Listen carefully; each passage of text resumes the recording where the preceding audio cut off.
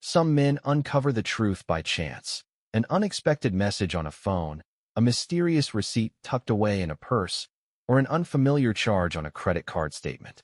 Others stumble into it, walking in on a scene that instantly crumbles their world. But that wasn't how it happened for me. I sensed it long before anything became obvious. Long before I had tangible evidence. There was no singular breaking point, rather a series of subtle shifts that fractured what once seemed like a steady marriage. The little things told the story. Her laughter sounded different, brighter when she was busy on her phone late at night, more strained whenever I entered the room.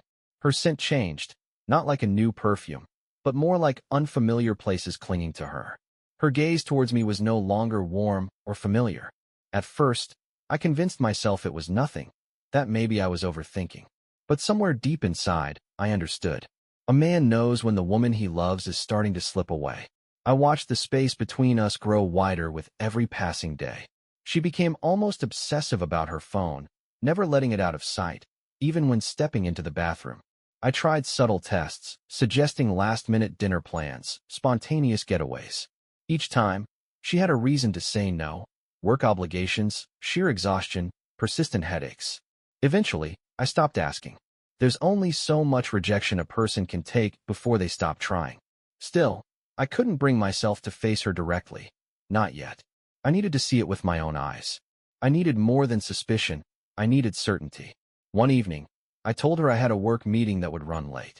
I'd be back around midnight, I said. She didn't even look up from her phone. Just offered a quiet, distracted response and returned to typing. She didn't ask where, or with whom, or what it was about. Her indifference answered everything. I left the house, but I didn't go far. Just a few streets away, I parked and waited. 37 minutes passed before I saw her leave. She had changed clothes, now dressed entirely differently from earlier in the evening. I watched her drive away, heading in the opposite direction from anywhere she might reasonably need to be. But I didn't follow. I didn't need to. I already knew. Other men might have confronted her on the spot, demanded explanations, forced a dramatic scene. But I was past the point of needing words. I just sat there, hands tight on the steering wheel, feeling something shift inside me. I wasn't angry. I wasn't even heartbroken. I was simply done. I wasn't going to cause a scene. I wasn't going to let emotions dictate my next move. But I was going to make sure she remembered what came next. I didn't return home that night. I couldn't bring myself to walk through that door. Instead, I booked a small room at a plain, out-of-the-way hotel near the edge of town. Not because I lacked options, but because I needed space, to think, to process, to breathe without being surrounded by reminders of her betrayal. Lying there on a stiff hotel mattress, I stared up at the ceiling, piecing together all the signs I had ignored. There had been so many of them: the late-night texts, the distracted looks, the way she gradually stopped being the one to say, "I love you" first. Our connection had been unraveling for longer than I had wanted to admit. I let her keep the illusion alive because it was easier than facing what was really happening.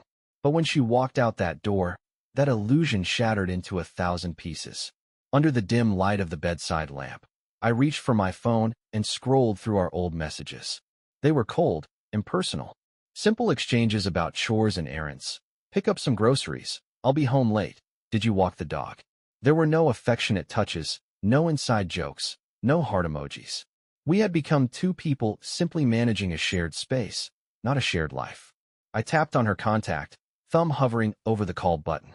I could have called her, asked her where she was, listened to her lie directly to me. But I didn't see the point. Her silence and secrets had already said everything. So instead of reaching out, I opened my email and began making preparations. I contacted a lawyer, a realtor, and looked into renting a storage unit. If she wanted a new chapter, I would give her one, but it wouldn't be written the way she imagined. When morning arrived, it brought with it a dull weight. The woman I had once planned everything with was somewhere else, with someone else. But pain only holds power when you give it permission. I got into my car and drove back to the house. I entered as if everything was normal. Her scent still lingered faintly in the air, interwoven with a trace of cologne I didn't recognize. Her keys rested neatly on the kitchen counter. Her shoes were by the door, all signs that she had returned and resumed her role as if nothing had happened. She was in the shower when I walked into the bedroom. For once, her phone wasn't clutched in her hand. It lay face down on the nightstand, unlocked, waiting. It felt like a silent invitation. I didn't hesitate. I picked it up, navigated through her messages, and found exactly what I expected to see. The final piece of truth. The illusion was completely gone now. I stood still, holding her phone, staring at the undeniable evidence I had been waiting for. There was no attempt to disguise it. No fake names, no innocent context. Just open, blatant betrayal. Last night was amazing. I felt a surge of anticipation, unable to contain my eagerness to see her again. She believed I had no clue. That last message hit harder than anything else. Not just the words, but the boldness behind them. She was utterly convinced I was oblivious, too trusting to catch on to what had been happening right under my nose. In her mind, I was just a gullible fool. That thought alone chilled me to the bone. The sound of the shower shutting off broke the silence. Moments later, the bathroom door creaked open, and she stepped out, draped in a towel, surrounded by a soft haze of steam, like she'd just emerged from a dream. But in my eyes, she was unrecognizable, no longer the woman I thought I knew. "Hey," she said in an easy tone, raking her fingers through her wet hair. "You're back earlier than usual." Her demeanor was calm, almost rehearsed. No flicker of guilt, no pause. Her voice carried the kind of warmth that might have fooled me if I hadn't just gone through her messages. I didn't speak right away. Instead, I placed her phone back on the nightstand, exactly where I had found it. She observed me closely, perhaps sensing something was off, but not enough to sound any alarms. "Not yet. I had an early meeting," I finally replied. A complete fabrication. But considering the lies she had been feeding me for who knows how long, it felt justified. She smiled, oblivious. "I was thinking we could go out for dinner tonight. It's been a while since we had a proper date night." A proper date night. The irony almost made me laugh. Almost. Instead, I simply nodded. "Yeah, that sounds nice." Her face lit up, completely unaware that I had uncovered everything. And at that moment, I understood exactly what I needed to do. I wasn't going to start a fight. I wouldn't raise my voice or demand explanations. I was going to let her believe she had won. For the next 7 days, I played the role flawlessly. I became the attentive partner again, the devoted husband. I kissed her goodbye every morning, sent her messages throughout the day, asked about her job, her friends, her plans. And she soaked it all in. Any guilt she might have carried, assuming she felt any, was buried under the comfort of thinking I was still in the dark. At night, she curled up next to me like everything was fine. And I let her, because I had a plan. I wasn't just going to leave, I was going to vanish. Everything she thought she knew about me, about our relationship, was about to come undone.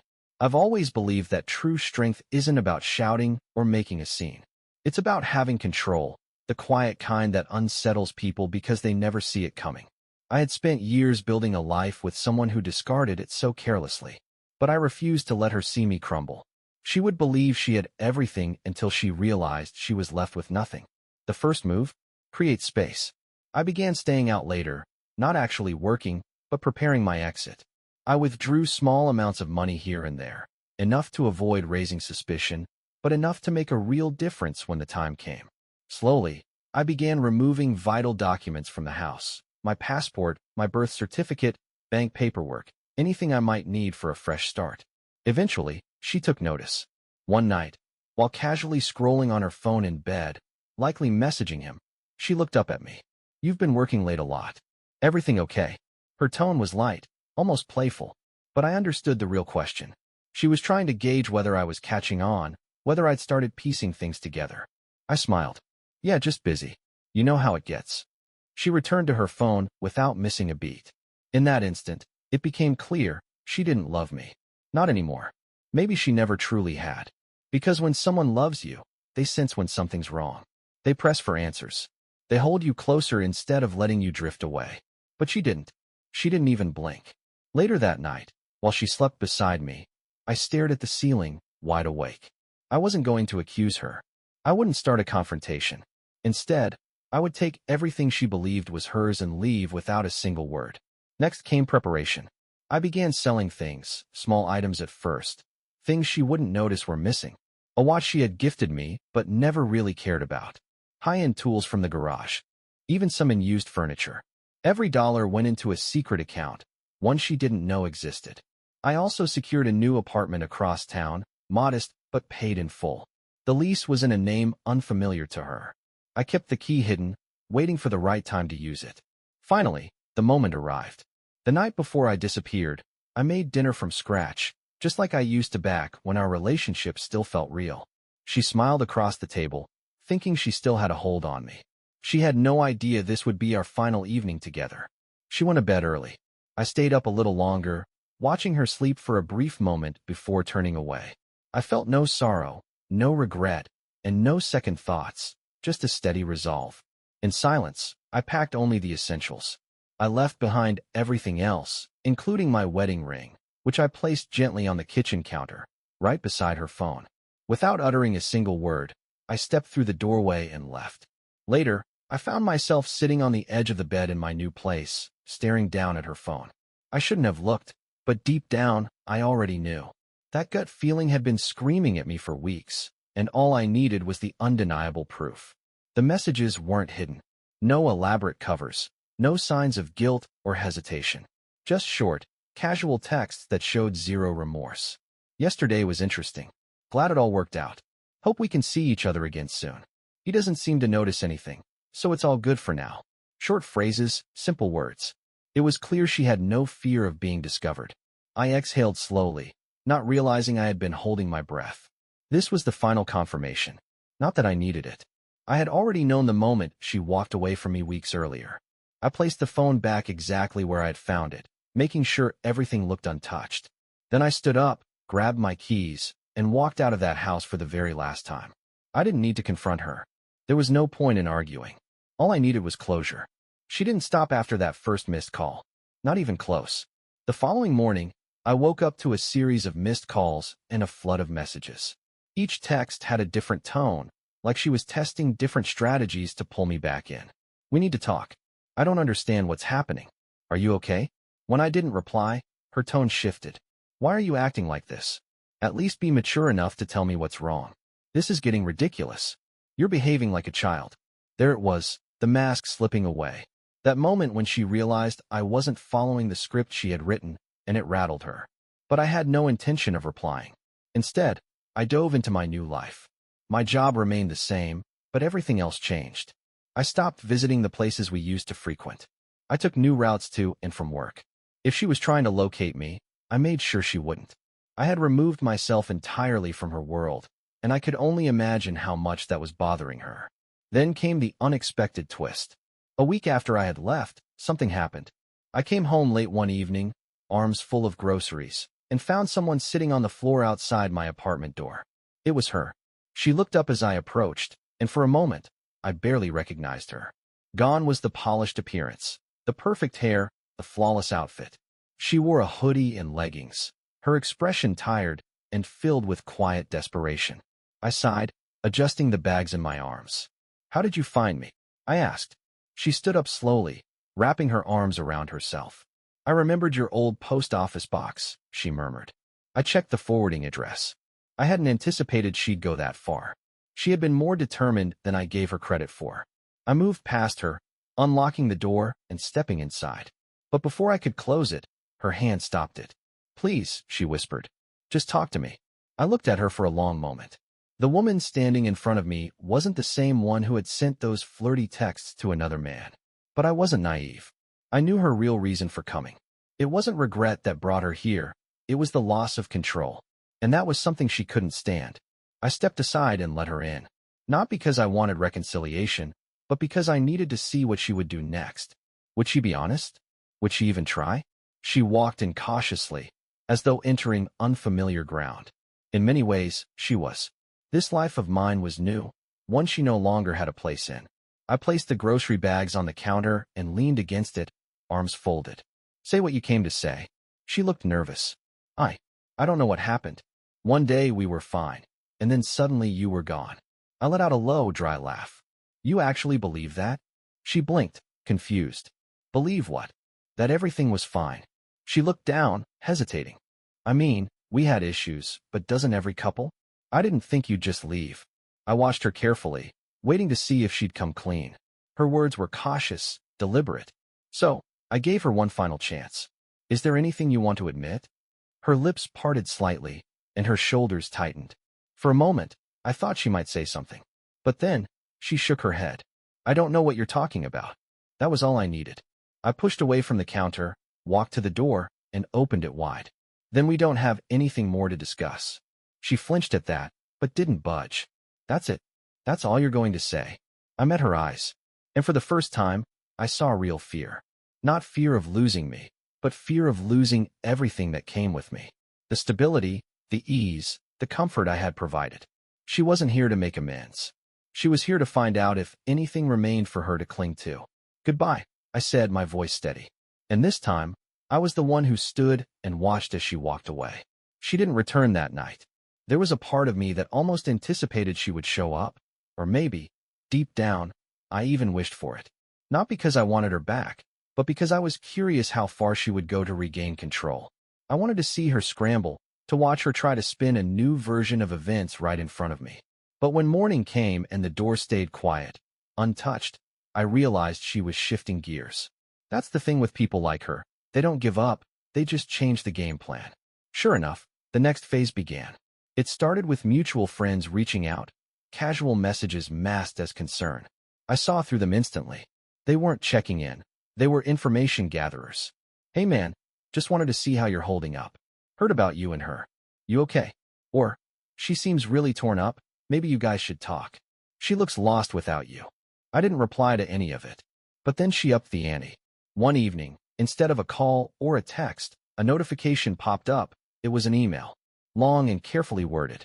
I paused before opening it, but in the end, curiosity won. She led with memories, pulling out shared moments from our past. Do you remember our first place? That rundown apartment with the sink that never worked and the noisy neighbors? We used to laugh about how sleep was a luxury there. Now, I'd give anything for another sleepless night beside you. I kept reading, already predicting the direction it would take. I don't know what happened to us. Maybe I started caring about the wrong things. Maybe I stopped noticing what mattered most. But I miss you. I wish I could undo it all. And then, of course, came the actual reason behind the message. I know I hurt you. That was never my intention. It didn't mean anything. It wasn't serious. Can we please just talk? I placed the phone down, letting out a slow breath. There it was. Her first real admission, hidden beneath layers of justifications. It wasn't serious. It didn't mean anything. Strange how she had never said that before. She wasn't apologizing for her actions. She was regretting the aftermath. She had spent so long believing I would never leave, that when I finally did, it threw her off balance. I left the email sitting there, unread. No response. No reaction. And then, as I suspected, she came back. But this time, she didn't just linger outside. She knocked. When I opened the door, she stood there wearing the same hoodie from before, her hands buried in the pockets, her eyes rimmed with red. You never replied to my email, she said in a quiet voice. I leaned against the doorframe, arms folded. I read it. She swallowed. And I didn't say a word. Her eyes shifted, peeking past me as though she might glimpse the life I now had without her. Then she looked back, and I noticed something different. Resentment. That was when it hit me. She wasn't here to fix what broke. She was here to test if she still had any grip on me. You're really going to do this? She asked, almost in disbelief. Just throw everything away like it meant nothing? It nearly made me laugh. I'm not the one who threw it away, I replied calmly. Her jaw tightened. It was a mistake. I tilted my head. Which part? The deception or the betrayal? She winced at that. I already told you, it didn't mean anything. I nodded slowly. And that's exactly why we're done. She stared hard, trying to find some crack in my expression, some lingering feeling she could cling to. But there was nothing left for her. No vulnerability. No trace of the man who used to bend for her. She let out a sharp breath, turned around, and walked away in silence. I watched her leave, waiting to feel something, grief, anger, anything. But all that came was a wave of peace. That night, alone in my apartment, I lay on my back staring at the ceiling. There was no dramatic farewell, no loud fight or confessions.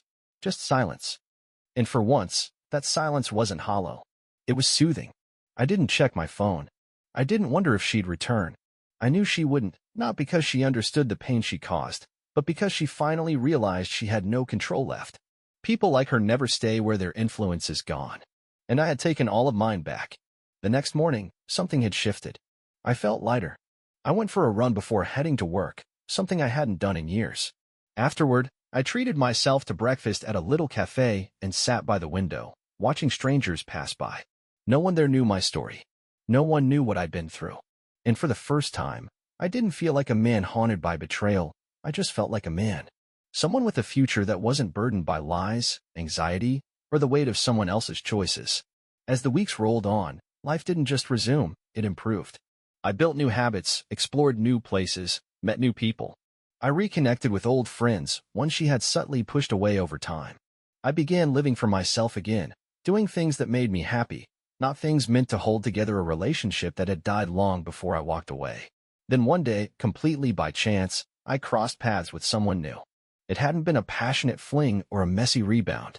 It all began with a quiet exchange in a bookstore, an ordinary conversation that led to a shared coffee. That coffee turned into strolls through the park, and those walks filled with easy conversation slowly brought back a kind of laughter I hadn't even realized I missed.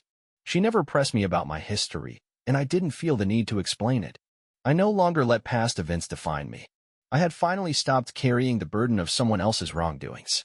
One evening, while we were sitting side by side on a park bench, watching the sky melt into hues of orange and pink, she turned toward me with a gentle smile. "You give off the feeling of someone who's faced a lot," she said thoughtfully, "but you don't seem like you're stuck in those moments anymore." I sat quietly, letting her words settle in, then returned her smile. "That's because I'm not," I told her. And this time, I truly meant it.